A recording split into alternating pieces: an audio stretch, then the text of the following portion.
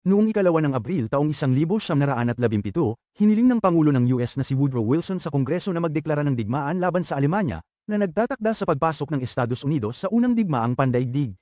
Ang desisyong ito ay hinudyat ng hindi limitadong pandagatang digmaan ng Alemanya, na nagdulot sa paglubog ng mga barko ng Amerika. Sa parehong petsa noong 1982, sumalakay ang Argentina sa Falkland Islands, isang teritoryo ng Britanya sa Timog Atlantiko. Ang kilos na ito ay nag-trigger ng Falklands War, isang konfliktong nagtatagal ng 10 linggo sa pagitan ng United Kingdom at Argentina, na nagtapos na muling makuha ng mga Briton ang kontrol sa mga isla.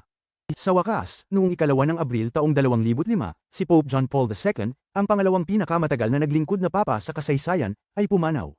Ang kanyang kamatayan ay nagsilbing wakas ng 26 na taong pamamahala sa simbahan kung saan siya ay naglaro ng mahalagang papel sa pagtatapos ng komunismo sa kanyang katutubong Poland at sa kalaunan ay sa buong Europa.